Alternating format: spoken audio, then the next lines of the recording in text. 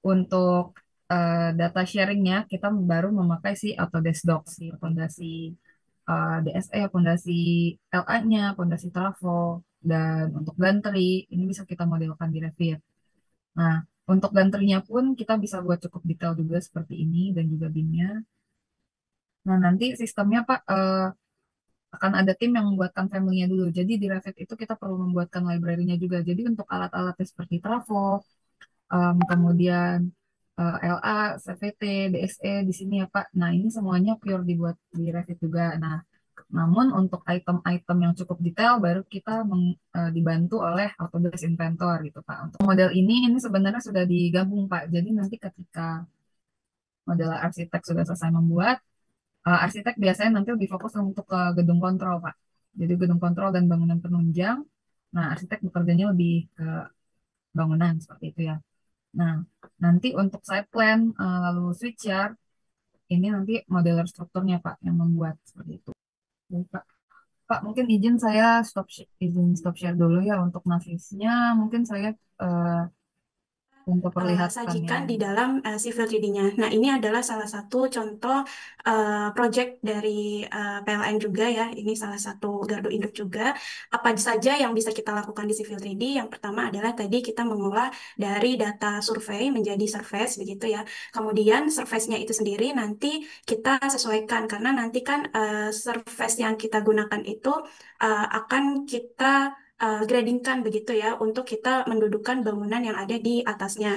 Nah, fitur grading ini juga sudah ada di Civil 3D. Jadi nanti dari hasil grading tersebut kita bisa dapatkan volume untuk cut and fill-nya seperti itu.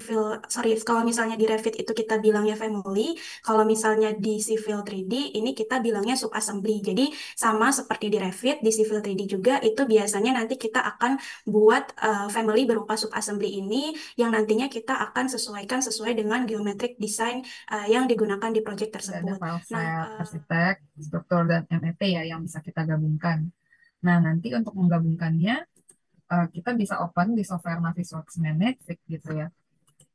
Nah, nanti output dari Navisworks kita bisa buat kayak laporan juga Pak, seperti ini contohnya. Nah, jadi laporan hasil flashnya bisa kita ekspor juga jadi PDF. Nah, ini tuh di laporannya nanti kita dapat data detail. Nah, kalau untuk Ya, selamat siang ya Pak.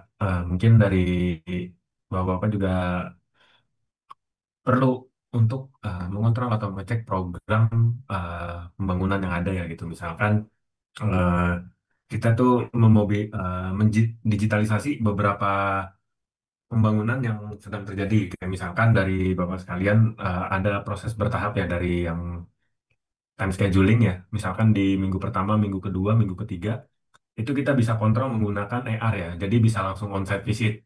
AR itu untuk pengecekan langsung terhadap real time. Jadi tinggal locking positioning di mana koordinatnya. Nanti kita tinggal menggunakan tablet untuk mengecek apa aja yang dalam model itu di realnya itu seperti apa. Jadi ngevalidasi lah kayak beberapa model itu sudah sesuai belum dengan perencanaannya. yang lain itu sebagai reference untuk model desain kita seperti itu. Nah, ini saya next. Jadi memang tadi juga udah disampaikan sama Mbak Tasya kalau misalnya kita melakukan subscription untuk BIM Collaborate Pro itu sudah otomatis kita akan mendapatkan docs-nya juga karena memang docs ini adalah sebagai sentralnya ya kita data manajemen. Jadi nanti semua model, semua dokumen itu akan disimpannya di docs. Yang mana nanti docs ini bisa terhubung dengan modul BIM Collaborate Pro-nya seperti itu. Nah, kalau misalnya di docs itu memang fitur-fiturnya semuanya khusus untuk kita manajemen data. Jadi nanti kita simpan model di sana, publish model di sana, kita melakukan review juga di dalam Autodesk Docs ini, melakukan submit sampai kita bisa mendapatkan approval nantinya ya untuk setiap desain kita. Jadi nanti semua proses reviewnya kita memberikan komen ataupun markup itu semua prosesnya ada di Autodesk Docs.